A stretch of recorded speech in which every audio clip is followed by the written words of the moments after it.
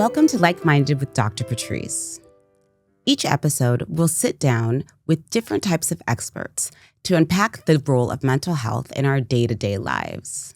Today, I am joined by psychologist, educator, and author Dr. Theo Burnes for a conversation about what it truly means to engage with human sexuality through an inclusive, compassionate, and culturally humble lens. Together, we'll examine the roles of access, identity, and representation, and how the stories we carry shape our relationship to our bodies, our desires, and our overall sense of well-being.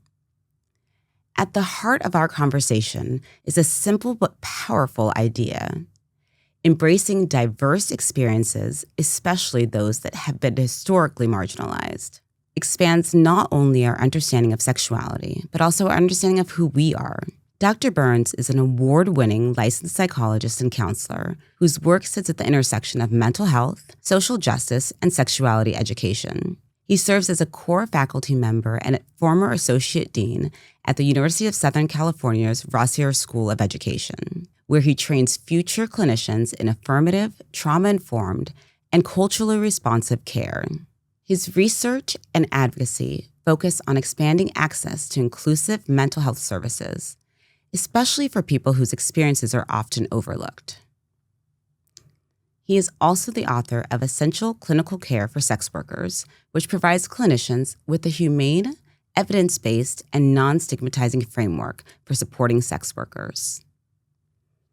His forthcoming textbook continues that mission by broadening how we think about sexuality education, centering diverse experiences and expanding access to knowledge in meaningful, inclusive ways. Theo, thanks so much for joining me today. Yeah. I want to ask you, when did you first realize that human sexuality, and especially the experiences of people whose identities or sexualities are often marginalized, would become, really the center of your life's work? I started doing a lot of political and social activism around erotically marginalized people when I was in college. And I don't think I knew at that time that there were careers where I could make that a focus. I think it was a lot more around me wanting to care for people in communities that felt really personally meaningful for me. And then I had several encounters with mentors, one of whom was in a graduate level class that I was taking as an undergrad, where I began to go, oh, this is actually something where I could focus my career.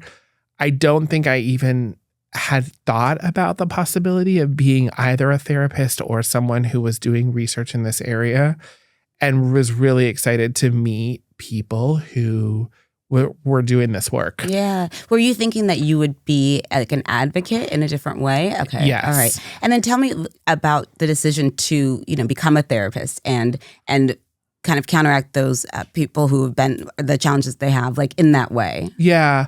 I started my own personal psychotherapy journey as well. I started in high school and had a pretty negative experience with a therapist at that point. I hear that so much. And so I was like, not sure this was for me. And then had a really affirming experience in college and thought, oh my goodness, I would really love to do this work. Yeah. And had an amazing therapist who was a social worker who I just really, really thought super highly of. And then also had multiple conversations in my own therapy where I was thinking about what I wanted to do. And it became increasingly clear to me that there were not enough people that were doing work that was affirming and competent. And so then I started thinking, oh, well, what if I was not only a therapist, but I got to train therapists to do good work? And that actually came much later. That came, I want to say, within graduate school, where I really thought about, wow, I could be someone that was helping to train a level of therapist that I wanted and needed in the world. Yes. And I think that was the beginning. You mentioned that that there weren't a lot of people doing that work. What are the reasons that you think that was the case? I think when I started going to therapy in the early 90s, there was a point at which we knew that there were mental health needs for a lot of queer and trans and non-binary people.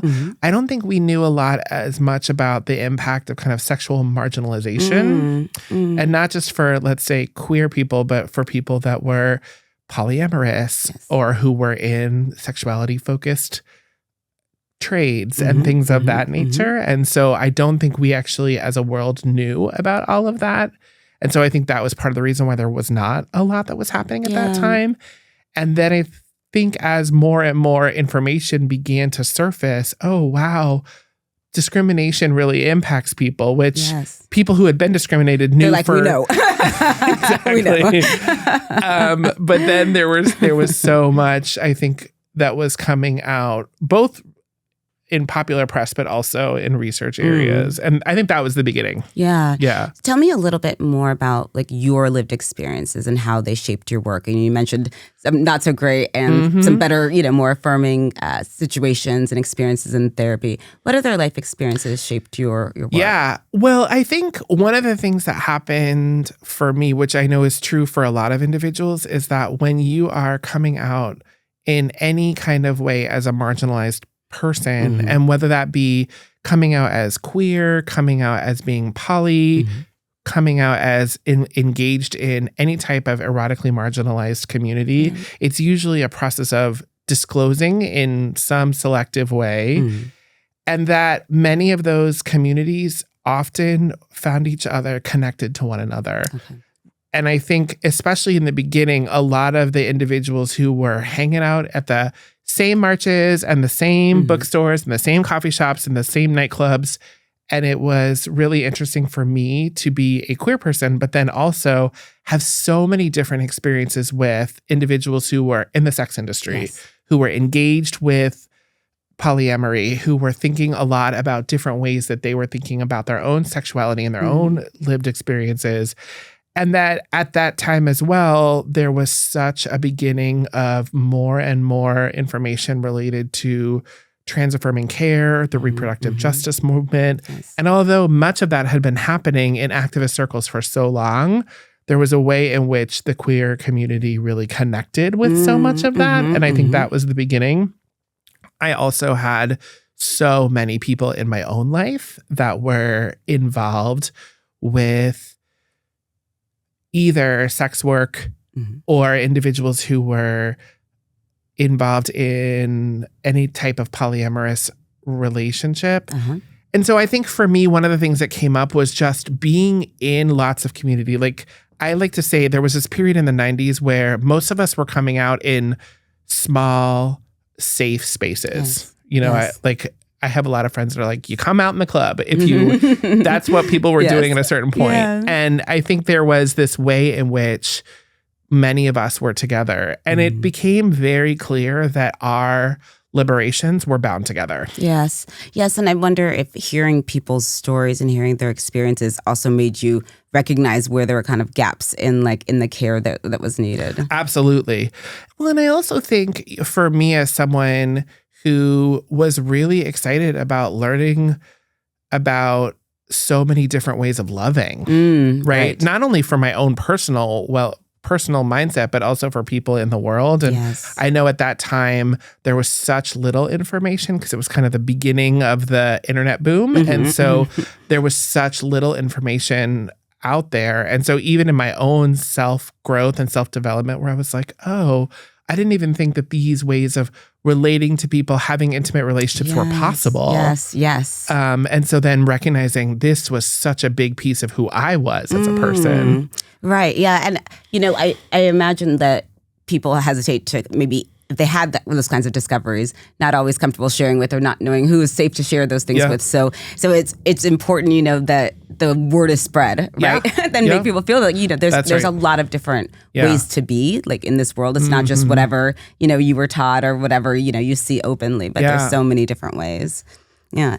So, speaking of care for sex workers, so I recently revisited your book, Essential Clinical Care for Sex Workers. And I feel like it's such an important contribution to the mental health field. And you really approach like a misunderstood, I think, population with a lot of clarity and compassion.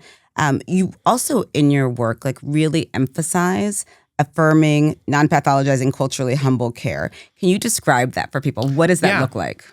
So I think the biggest part is recognizing how large systems of oppression based on social and cultural identity, it really connects with stigma around labor, stigma around erotic experience. And I think we as a larger culture don't often think about the ways in which large-scale discrimination based on identity is connected with that. And so the intersecting pieces of that, I think, are a huge part of it. But for me, part of what that term means is recognizing all of the ways that you cannot engage in culturally affirming care without recognizing who you are as a provider, what your own values are, and then also recognizing where are the places where you need to actually do more introspection outside of session. What kind of biases might we have that we never discovered or didn't even realize was a bias? That's right. Yeah. So I think there's that piece of it. And then the other part of it is just recognizing that for individuals who are engaged, especially within sex work, the lived experiences of people who have also engaged with discrimination based on immigration, discrimination based on legal status, but also legal status not just in terms of citizenship, but also in terms of sex work, depending on, Yes, absolutely. So. Okay, can we break that down a little bit? Like you started with labor. Like what are the kinds of things that people don't realize, systems are in place to make labor, and payment, and finances harder for certain groups than others? Yeah, so for individuals in the industry, one of the areas that we recognize is that the United States has, depending on where you are, different legal systems set up in place to either protect or not protect. And I use the word protect in air quotes, right? But there are some counties, let's say in Nevada, where sex work is legal, but it's not necessarily decriminalized, meaning that it's legal, that people can do it, but you have to register with the state, engage in enforced health checks.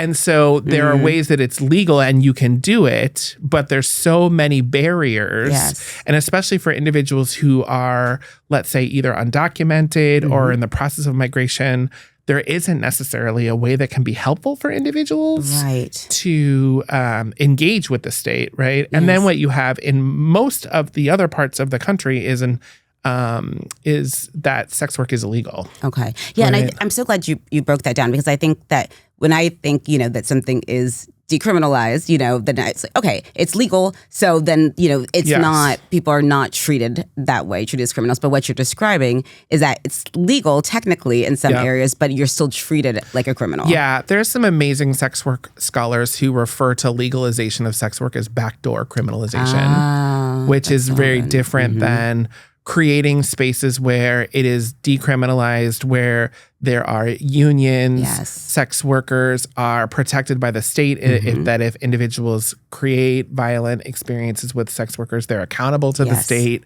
which is very different than, sex work can be legal, and that doesn't necessarily mean that people feel safe at work. Right, absolutely. So the ideal situation is that it is not only legal, but it is, considered as important, as valued as any other work that people do. Yes. And so the protections are in place. Indeed. Yeah. What do you think stops us from getting there, Theo? I mean, I know it's probably a long list. Do you have 3 hours? Well, I mean, a big piece of it, I think, is erotophobia and thinking about the fact that there's so much that people are scared of when it comes to sexuality in so many different ways. And so I think a big piece of that is that. I also think that we as a culture, especially in the U.S., we have very interesting experiences when we bring together sex and labor, right? Sex is something that we do behind closed doors. We shouldn't pay for it. And if we do pay for it, there's something wrong with us. Right. So we should be ashamed of that. That's right. Okay. Yes. Yes. And so I think that's another piece of it. I also think that sex work is one occupation in which we have concerns. But what's really interesting is when we look at so many other, right, regulated industries that are not even sex-based, that are occupied by many individuals that do migration or labor, we have lots of feelings about how we pay them, right? What types of ways we regulate their healthcare. I mean, there's so much that is around that. But I think specifically around sex work, a lot of it is around, it's a consistent battle around people's morality. Yes. Right. And there's this kind of dichotomy, right, where it's people like sex is glamorous and that kind of thing, but it's also there's stigma. And I think that's really hard for people to wrap their minds around, to accept that, as Americans, like a lot of us are pretty prude. You know, you're raised to be prude. Like, there's all those statistics about how much more comfortable people are with like children being exposed to violence than they are to sex. It's like already you're learning from so early on. That's right. This is something that we don't talk about. So, good, bad, indifferent, we don't talk about it, Well, and then I think there's also really interesting ways in which people learn incorrect experiences where, individuals in the industry usually have that they only do work in street-based environments, that they are more likely to have trauma background, right? There's all of these myths, which are not true. I mean, the science actually tells us that. Right. Yeah, and I want to talk about that because I remember seeing that in your book.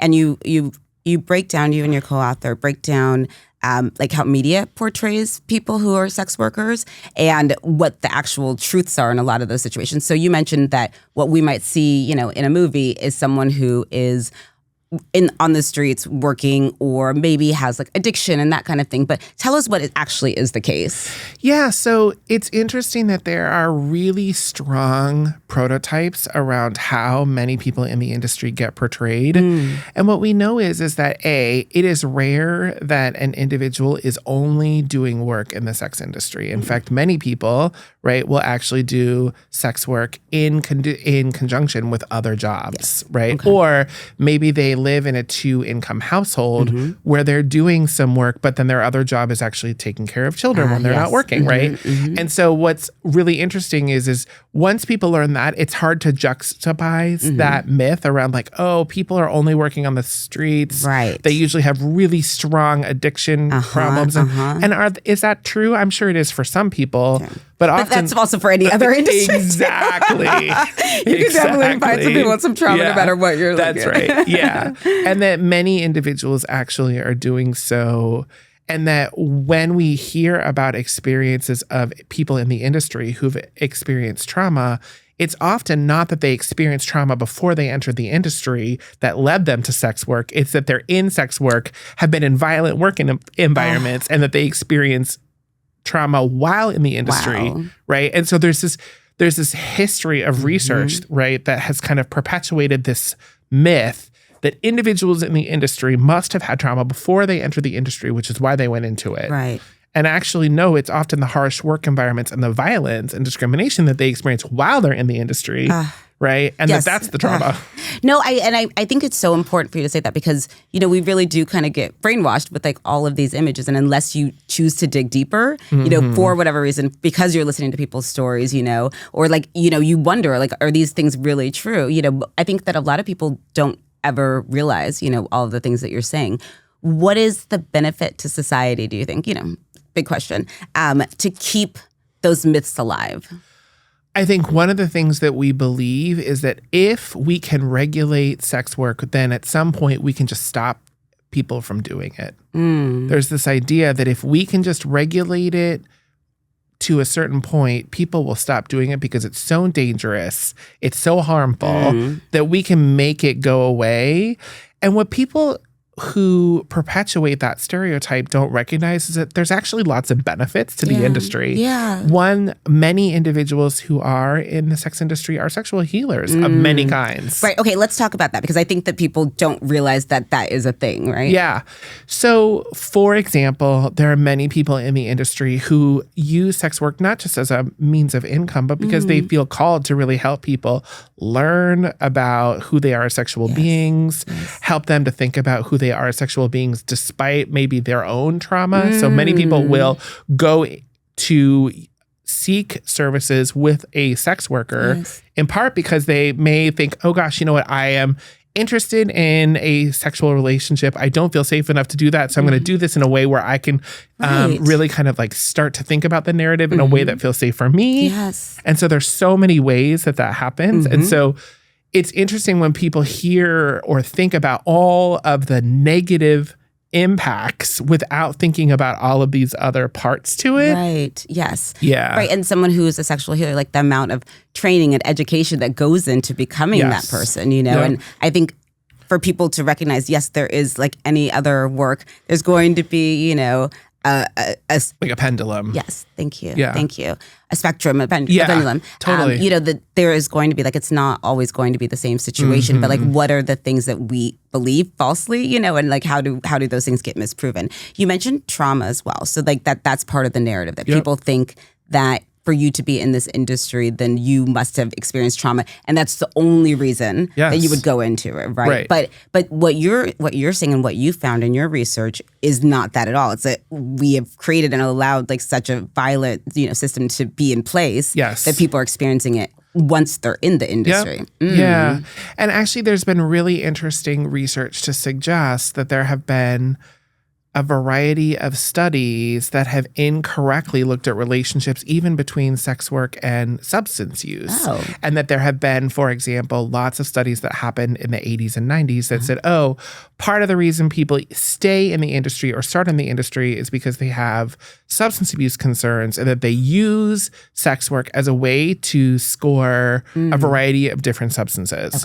Which in fact is not necessarily the case because many people actually don't use sex work to continue to use. They often use in order to cope with the trauma that they have while they're using. Right. And so there's some really interesting ways that some of that early research has started to be deconstructed as unfortunately only really perpetuating a incorrect narrative. Yes, absolutely. Absolutely. I'm curious from your point of view because, you know, you're really, you know, talking about a lot of different kinds of sex work. And of course now, you know, that includes, you know, camming and like, you know, OnlyFans and that kind of thing, which, you know, from my point of view is like, it brings in so much like more safety, right? You know, you can be at home, you don't have to like, you can interact with people in the limited way that feels okay to you. How have you seen that change like with the people that you've talked to and their experiences? So one of the things that was true starting in the 80s and 90s is that we did not have as much of an impact of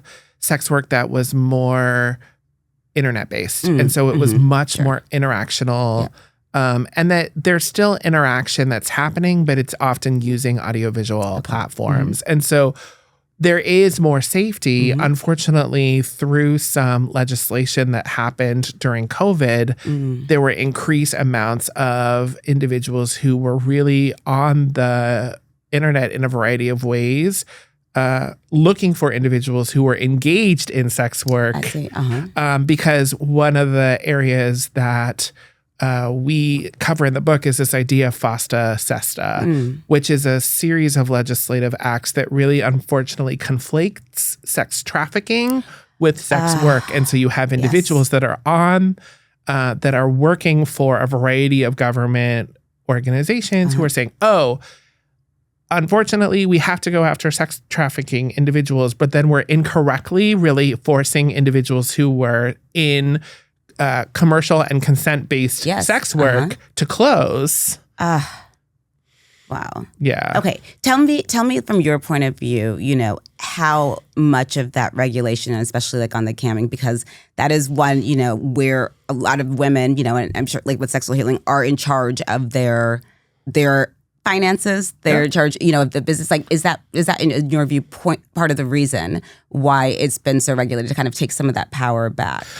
I can't imagine a world where there isn't a space where individuals who are camming aren't thinking about power, and that individuals who are trying to regulate the camming industry aren't necessarily trying to depower certain people's experiences. Right. I also will say, as someone who in multiple ways has like both personal and professional links to the sex work industry. Like so many people in my life have said to me, unfortunately, it's really about safety for not just me, but also for people in my world. Yeah. And unfortunately, as a result of there being increased crackdown on a variety of people in the industry, I am concerned for the safety of myself and my family. So they feel like it's no longer like a safe option for them, even if something they were enjoying that they were, successful. That's right. Yeah. I think about,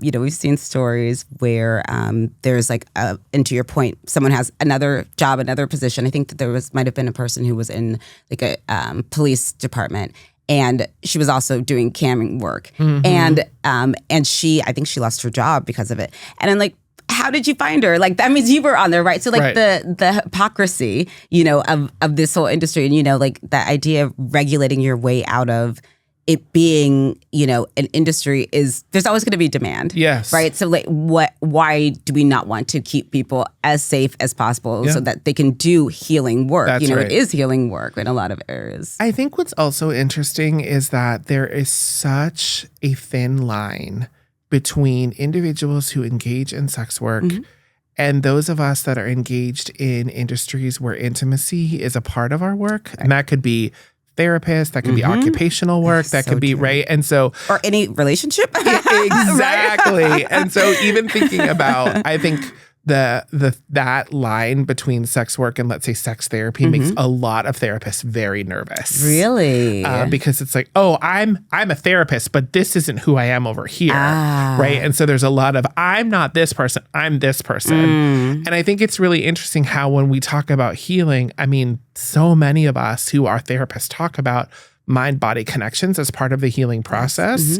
And yet, when we look at these other ways in which minds and bodies are part of the healing process, we have a lot of feelings about it. So I often like to remind people that it's really interesting how therapists could actually be such like supporters of people in the industry, and yet we often are not. Right. And I think, you're talking about how, therapists, they need to come to terms with like their own values and like their own biases.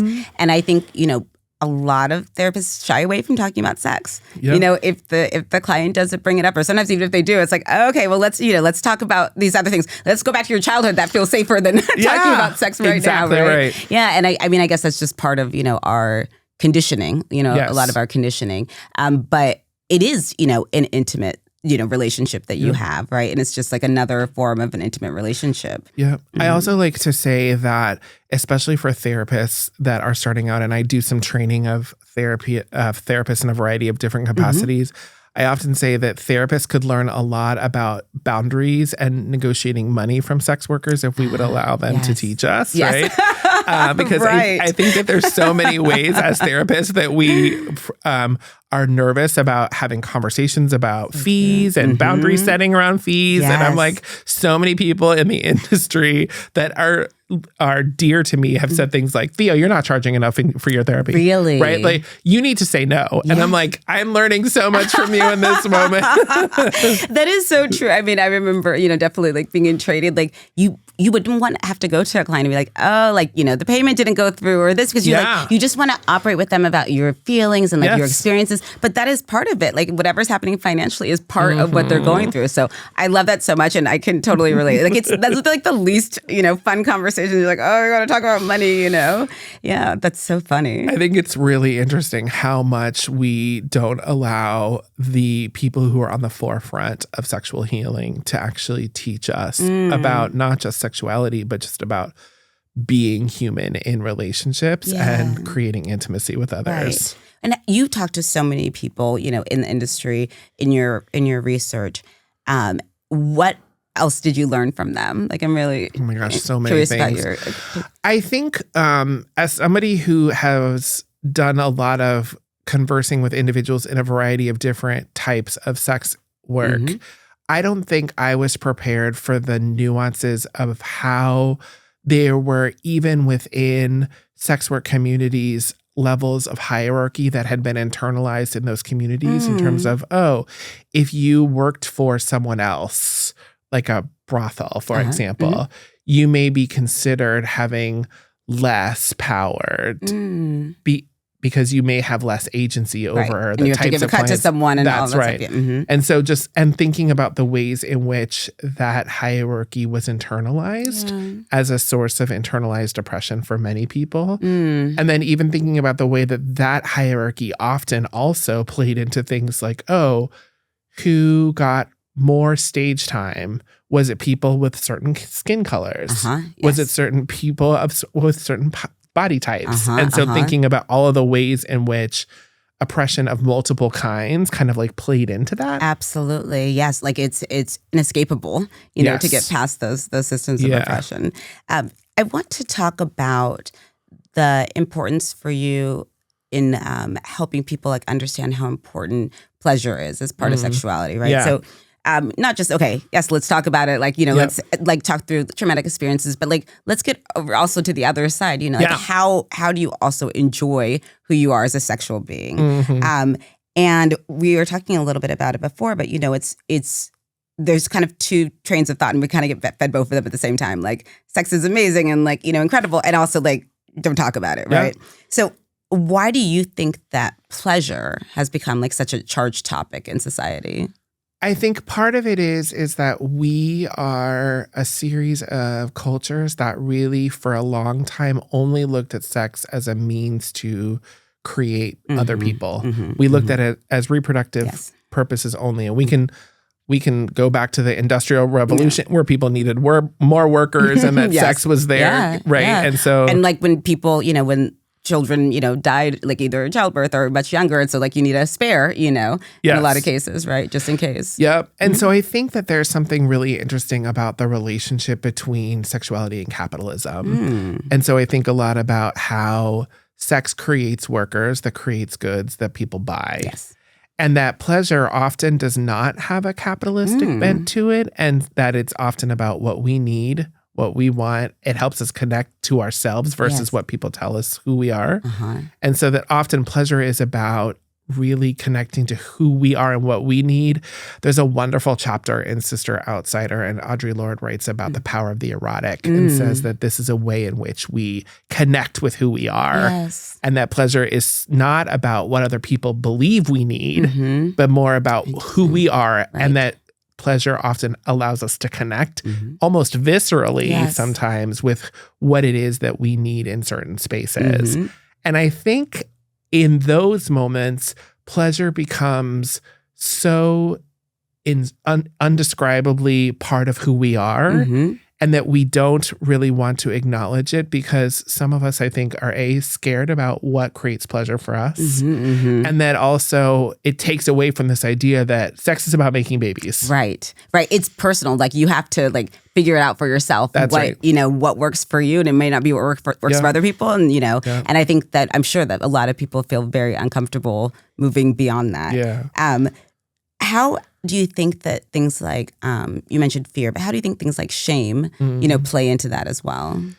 So one of the things that happened when I was first starting in the mental health field is that I was doing some work as a school counselor, and I was often, because of my own experiences with sexuality, brought in to help out with sex education. And so I was barely old enough to even know who I was as a sexual being. And I was like in the classroom with the kids being like, okay, let's talk about sex. And one of the areas that came up often was how difficult it was to even have conversations because we just don't talk about it. And so the shame is often we don't talk about it. And so if I want to talk about it, there must be something wrong with me. Or if I'm having these feelings or these thoughts or yes, absolutely. And that if I was having desires for pleasure, what did that say about me? That I wasn't only thinking about sex for these procreative purposes.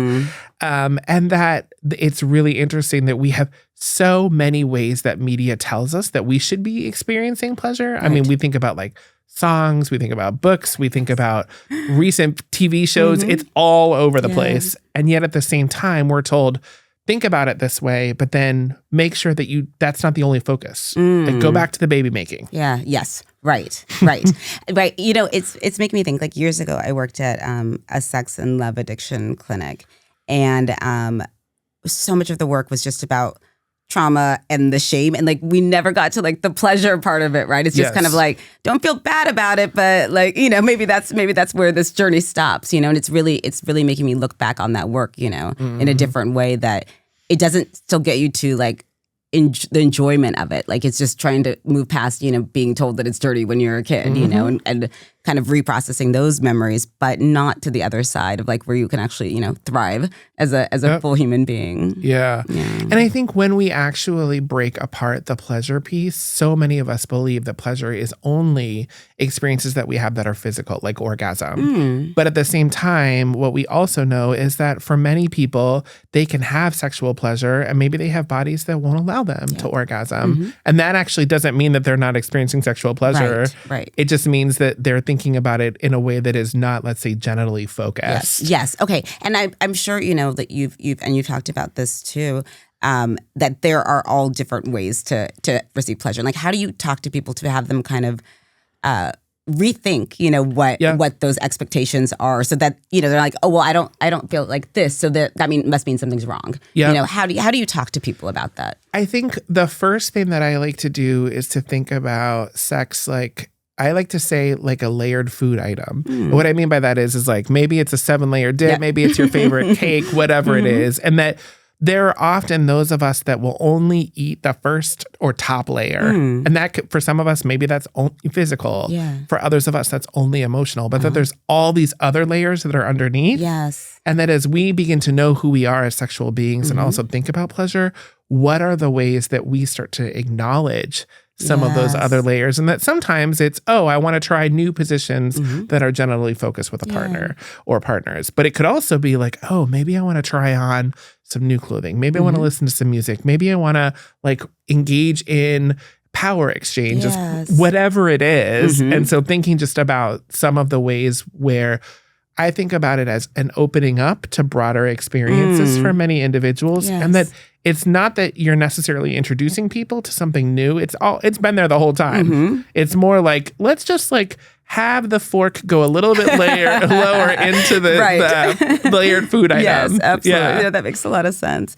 I wonder how you think that like the idea of romance that like a lot of, you know, young people are fed early on, how do you think that either helps or hinders, you know, finding pleasure sexually? You know, it's like, this is what romance and love, you know, if it's not for reproduction, here's this other thing that we've decided is acceptable. You know, how do you think that plays into people's challenges maybe? I think there's a really interesting way in which certain cultures will feed this idea of the one. Okay, yes. And so there's this idea around like find the person. And that it's often that our pleasure is wrapped up in someone else without us knowing who we are as and pleasure. Trying to get that one to feel the same way about you. That's right. And so many people are out there looking for that person versus going, hey, who am I? What do I want? What do I need? And maybe I figure out what that is before I then go looking for someone else. Yes. Right. And do you see also like an intersection for people who are already in marginalized communities also wanting to find that person and like wanting to like kind of play out maybe some of those stories or feeling, I think especially when there aren't role models or there aren't as many models about what that looks like in terms of what does intimacy look like, and that maybe I only know one type of intimacy from the narrative that's out there.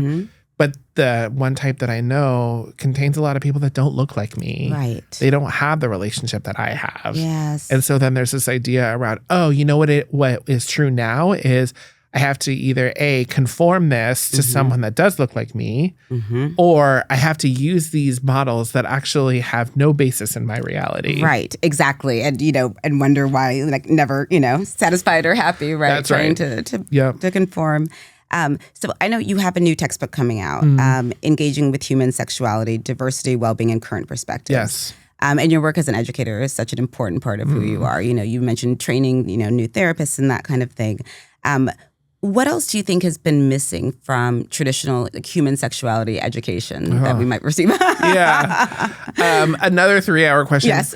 I will say one of the impetus or one of the reasons that I decided to write this was that as someone who had been using human sexuality textbook in my own work, I was really and continuously shocked at how little experiences of people that were not white or heterosexual were in those in those texts. Yeah. And there actually have been studies about who gets photographed and put in these books, like whose bodies are represented, right? So, for example, there are absolutely studies that have shown, hey, when you're learning about sexual body parts or physiology, what are the skin tones of the diagrams? Right. And so, of course, if you already are feeling a lot of shame, but then you're reading textbooks that don't necessarily reflect you in any way. Yes. Or the way that you are reflected is, oh, well, there's this diversity chapter at the end of the book. At the end. The shortest chapter at the end. Yeah. And so I've heard so many people who have said, oh, yeah, like there have been really interesting words to describe like my relationship or my desires in some of these textbooks. And so part of what I wanted was a book that said, hey, all of us are welcome. Yes. At the table of finding pleasure. Yes, absolutely. No, it's so important. And again, I think you're bringing up things that we don't even realize, are so ingrained in the way that we learn about, you think, oh, I'm human sexuality, so I'm learning all these different things, but you're also relearning some of those like stereotypes and some of those myths at the same time, Yeah. So one last question, because we need to wrap up soon, but as you're teaching, as you're educating, the next group of therapists, your experts in this industry. What do you notice that your students like think about and talk about differently than maybe in the past? I think one thing that we are continuously looking at, especially for therapists who are working with younger generations, is how much the internet and technology plays a role. Yes. Not only in people learning about sexuality, but about starting to even think about sexuality. So recently I've had conversations with students around how ChatGPT is being used as a form of intimacy, that people are learning about sexual positions through ChatGPT. Yeah. And so even thinking about not only the impact of technology, but how are we as therapists prepared to have conversations about AI-assisted sexuality with young people in the future? I think that often our instinct is to go towards like the bad things. Like, it's not a substitute for a relationship. It's not but there is education that can be found without judgment, right? Where you're not worried about, I don't want to ask this person because I don't know how they're going to take it, right? You have an opportunity to learn things. And, I think it's like we were talking about, like with the camming and that kind of thing, like the internet, like now here's this regulation, but also here's like maybe these like more, obvious like safety kind of measures that can be taken, and just I'm sure it's the same way with with AI. Like there's some great benefits, and then it's like how do we talk about it to make sure that if someone's feeling like, oh, I don't know if this is like right or if this is how you should talk about it, then that's this conversation that can be had. I think it's so important that we not overlook the impact that any type of AI is having on pleasure in general. Yeah, absolutely. Yeah. No, that's so helpful. Thank you so much. Oh my gosh, it's been such a pleasure. Thank you so much for having us. Really, really a great conversation, and I appreciate the work that you're doing to kind of bring everyone and everybody into this conversation about sexuality and pleasure. It's so important. Thank you so much for having me. Thank you. For more on what I'm doing, you can follow me on TikTok or Instagram at Dr. Patrice Lagoy. And if you enjoyed today's episode, please like and subscribe, and also would love to hear feedback or ideas for future shows. Thank you for listening.